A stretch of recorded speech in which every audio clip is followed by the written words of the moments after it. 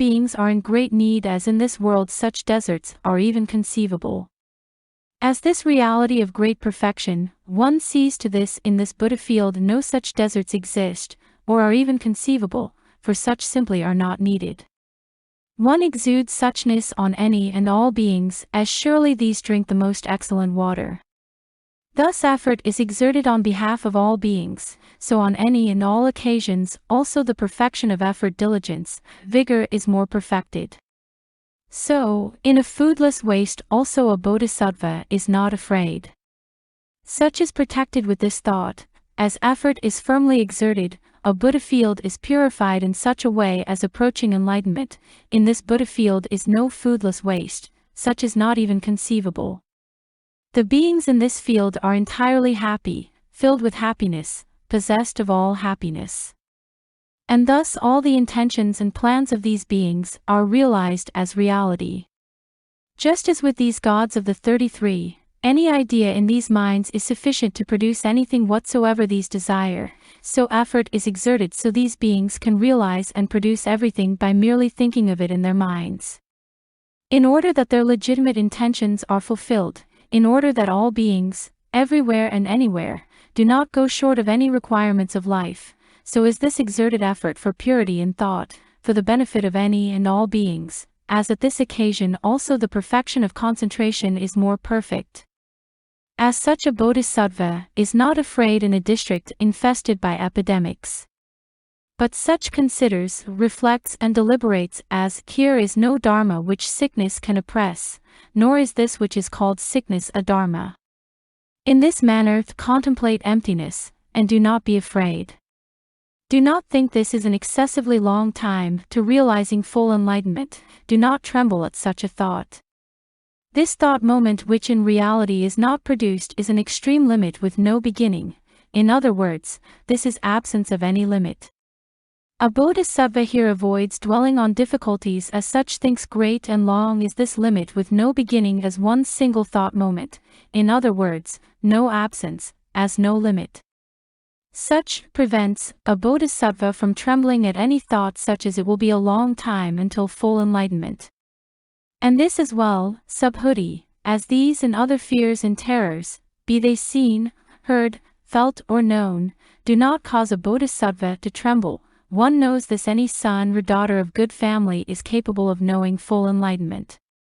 A Bodhisattva here dons the great armor of this thought, thus act, thus exert firm effort and diligence such as any and all beings in this Buddha field do not suffer any sickness, and do not even know what it is.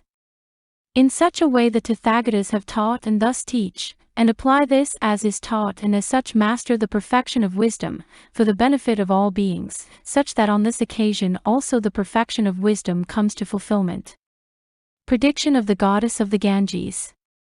So now a certain woman comes to this assembly, and sits down in it.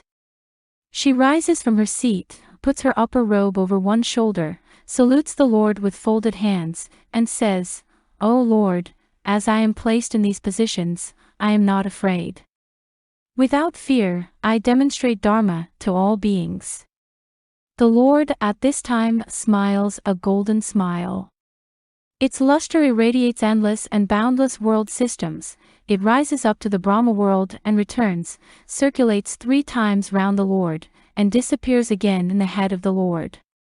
As she sees this smile, this woman seizes golden flowers, and scatters these over the Lord.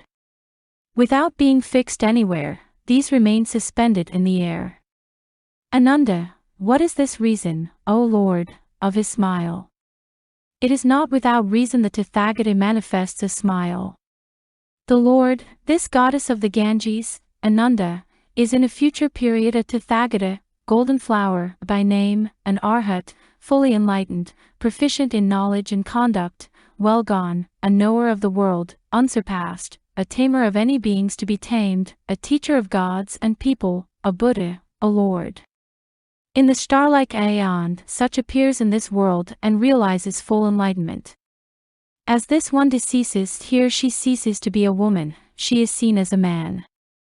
He is reborn in Aparati, the Buddha field of the Tathagata Akshobhya, in whose presence he leads the holy life. After his decease he passes from Buddha field to Buddha field, never deprived of the sight of the Tathagata.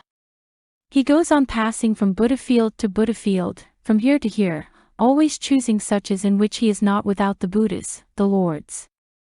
A universal monarch passes from palace to palace, and the soles of his feet never, during this entire life, tread upon the surface of the earth, and he dies without ever, up to the time of his death, having trodden with his feet on the ground. Just so the Ganges goddess passes from Buddha field to Buddha field, and she is never at any time deprived of the Buddhas and lords, until the time of her full enlightenment. Ananda thought, these bodhisattvas which are with the Tathagata Akshobhya must actually be considered as the congregation of the Tathagata. The Lord read Ananda's thoughts and said, so it is, Ananda. These bodhisattvas which lead this holy life in the Buddha field of Akshobhya, the Tathagata, are known as having emerged from the mud, as having approached to the accomplishment of enlightenment. In addition, Ananda, the community of disciples of the Tathagata Golden Flower, are not bound by any measure. For his disciples are so many as here will be no measure of these. On the contrary, these are styled immeasurable, incalculable. In addition, Ananda, at this time, on this occasion in such a Buddha field is no wilderness infested with wild beasts, or with robbers, and no waterless wastes, and no districts infested by epidemics and no foodless wastes. All these, and all other disagreeable places in this Buddha field, in no way whatsoever either is, or is conceived. It is quite certain, as the Tathagata Golden Flower realizes full enlightenment, all these kinds of places which inspire fear and terror no longer exists, or is even conceivable. Ananda, who is this Tathagata in whose presence this goddess of the Ganges planted this wholesome root of the first thought of enlightenment, and turned it over to supreme enlightenment? The Lord, this is under the Tathagata Dipankara. And she actually scattered golden flowers over the Tathagata as she requested of him this prediction to supreme enlightenment.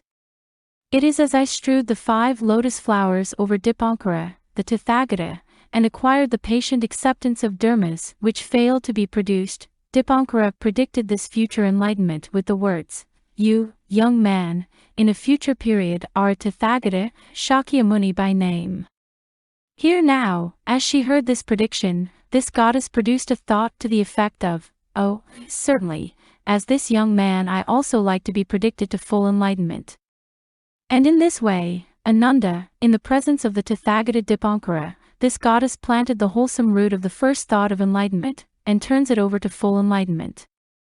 Ananda, certainly, as one who makes the necessary preparations, as one who makes the grade this goddess of the Ganges is predicted to full enlightenment. The Lord, so it is, Ananda, as you say. End chapter 19.